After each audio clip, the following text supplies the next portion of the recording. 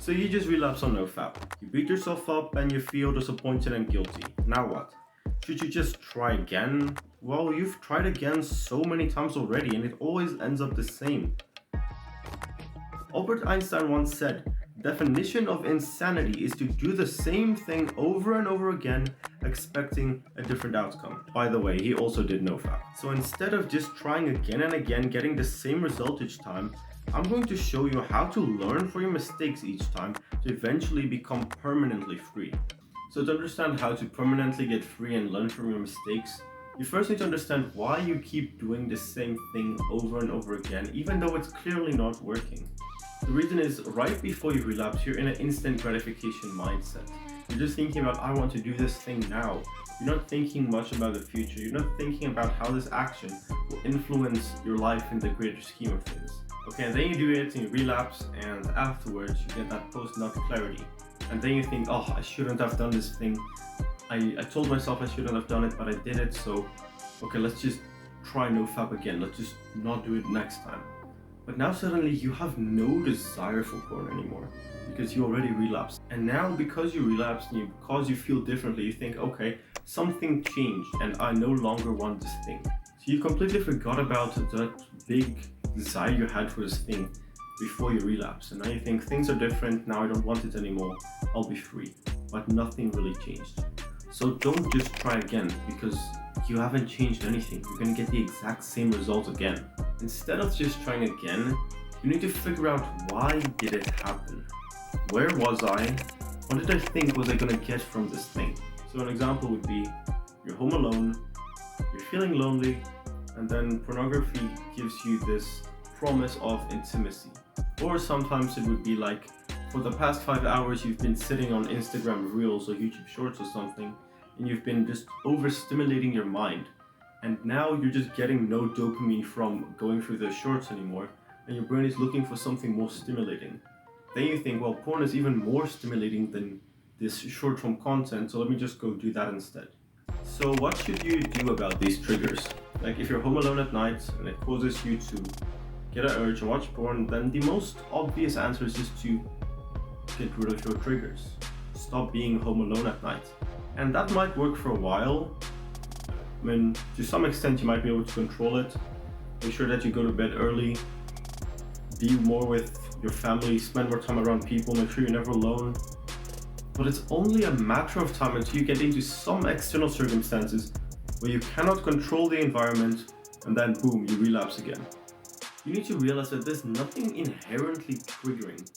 There's no inherent connection between the two. That connection has been created within your own mind. So instead of trying to get rid of the environment, just change your association of what that environment means. Why does your brain associate watching porn with being alone? And how can we change this association? All actions that you take are there to serve you in one way or another. Well, let's say in the example, you're home alone, you're feeling lonely, and now your brain is like, okay, I want to be less lonely. I want to be with somebody. I want to feel a sense of intimacy, connection. I don't have anybody in my life, so the easiest way for me to get this feeling of intimacy is just to go to the hub. Even though this is just some trickery of the brain, you're not actually getting anything intimate, you're just staring at a screen. At least it feels real.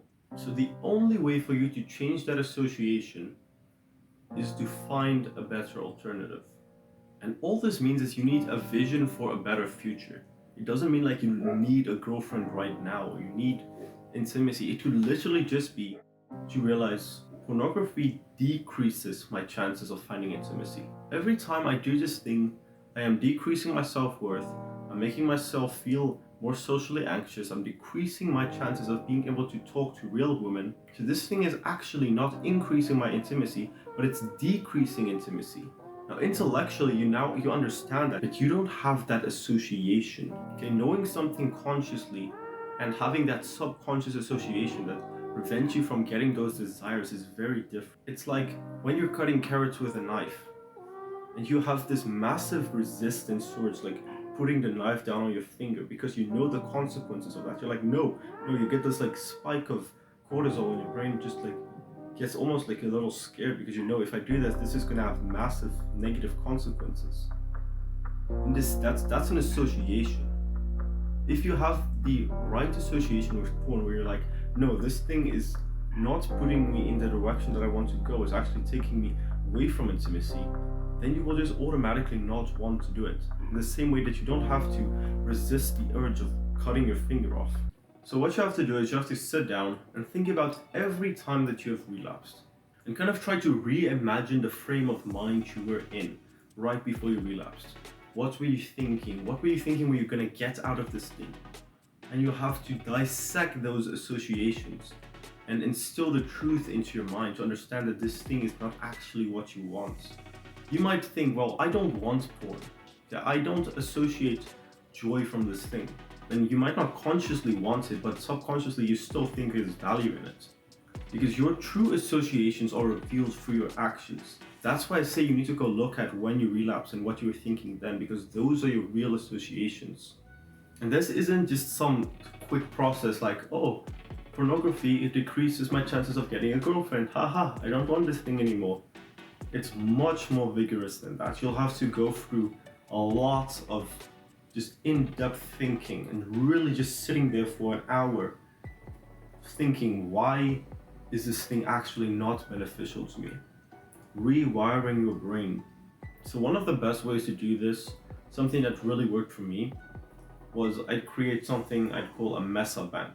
Every time you mess up, you make an entry in it. You say, okay, where was I? What did I think I was going to get from it? How can I prevent this from happening again in the future? So you can go try, do this, create your own mess-up bank, start logging all of your mistakes, learn from them, and eventually you'll stop making those mistakes. And you will completely change all of your associations to the point that you just have no more reason for using porn and you'll be free.